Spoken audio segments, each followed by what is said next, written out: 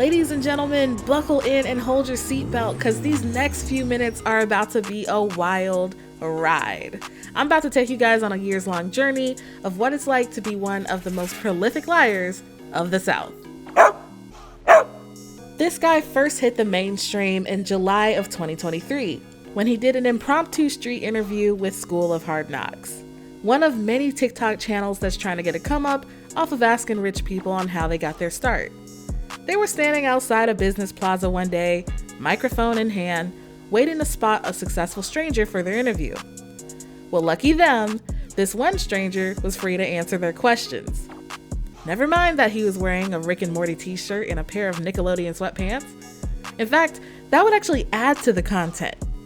Not only would viewers get a free lesson on how to get rich, but they would also see a real-life example on what it's like to not judge a book by its cover.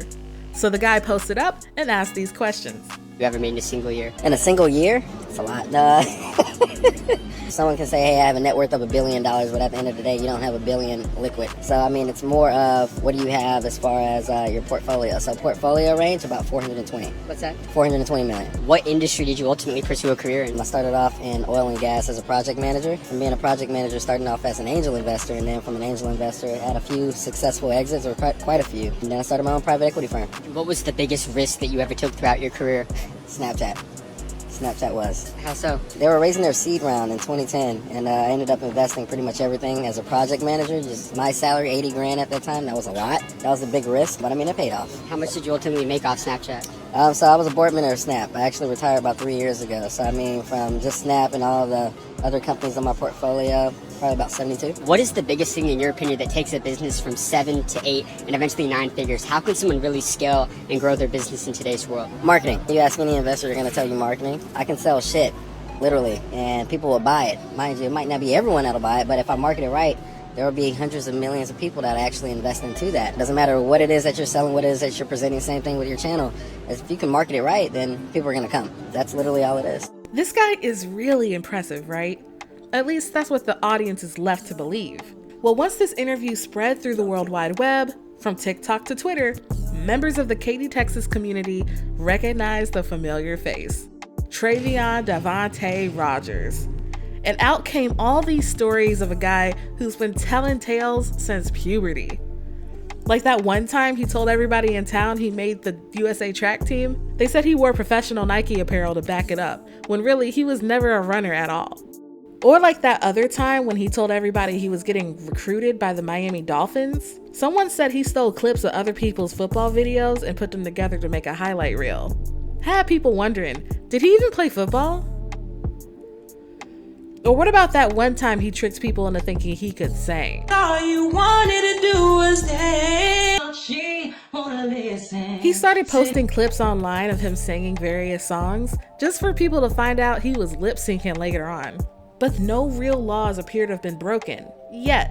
The Harris County Sheriff's Office doesn't get involved until fall of 2014, when he stole something from a pet store. They did initially press charges, but those charges were dropped. For the next 5 years, he laid low, legally.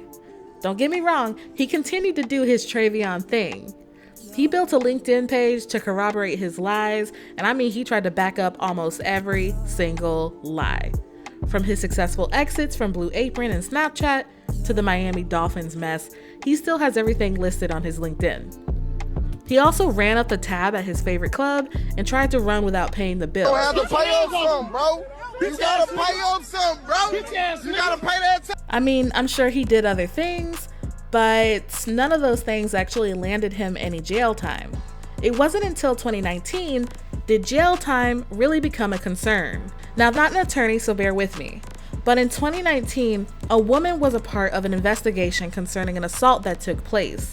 She said that she met Traveon on Plenty of Fish, got to know him, and ended up liking him enough to sleep with him when she heard his mother had died. Once they gotten intimate, he had ghosted her for months. She thought things were over. Well, a few days into the investigation, randomly, this girl got a phone call from an unknown number, and it was Traveon. He said he just got back from Dubai and his mother was cooking him dinner. But didn't his mom die earlier this year? When she expressed her confusion to him, he said, "Oh no, you got me confused with my twin brother Davion." not Traveon. Now, why he would tell her this, I don't know. But word got back to the cops, so cops did find somebody named Davion and they reached out to him. Davion told them they aren't twins, but stepbrothers, and that he hadn't been in Houston in a minute. Davion answered a few questions, and the cops moved on, only to later find out that Davion actually doesn't exist at all. Traveon just put on a different voice and pretended to be Davion to get the heat off his back. Now, obviously, this lie was incredibly disruptive to the investigation. Those were material facts that he lied about. I mean, he made up a whole person, for Pete's sakes. A twin? Are you serious? I mean, the state of Texas had no choice but to press charges against him. But lucky for him, the case was dismissed. Months later, he was accused of tricking 2 companies into wiring funds to his law firm. Well, those companies certainly sent money to a law firm. It's just not his law firm. You see, Traveon's not an attorney at all, but he did hire one to represent him for his court cases. So the state of Texas alleges that Traveon tricked his victims into sending funds to his attorney's office on his behalf to pay for his legal fees. Because one thing Traveon's not going to do is pay what he owes, that's for sure. Well, lucky for him, he worked out a deal with the court where they would dismiss the case if he did community service. So, case dismissed. But then there were just other cases.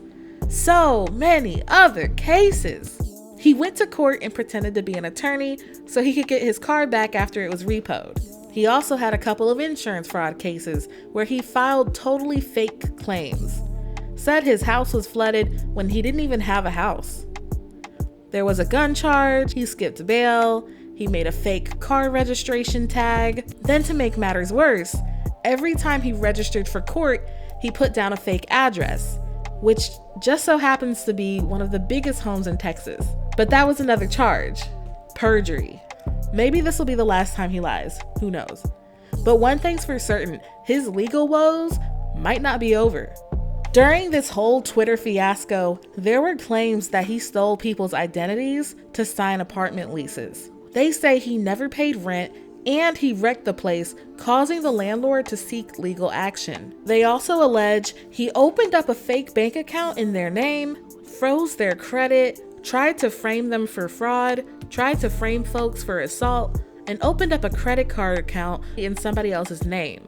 It's not clear really how he got their personal details, but I do know that banks like to research the people who open accounts with them.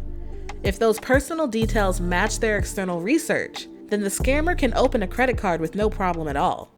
Now, I'm a financial crimes channel, so I'm always interested in the money schemes these fraudsters play. But child, this guy is too much. I dug around to see exactly how he did each scam and really couldn't find much on his methodology. But I almost didn't even want to know. The more I dig, the more BS I find. It don't even make sense how much he be lying. For instance, somebody shared a story of how he used to walk into car dealerships saying he played for the Miami Dolphins, just so he could test drive cars. I mean, I don't know. He's just out here trifling. Like, Traveon, if you're watching this, Stop it. Get some help. But that's all I got for now. If y'all have any words of wisdom for Traveon, leave them in the comments down below. Maybe he'll read them one day and one of y'all can convince him to stop the foolishness. If you're interested in more fraud news and analysis, then go ahead and like this video and subscribe to the channel below. Otherwise, stay out of trouble.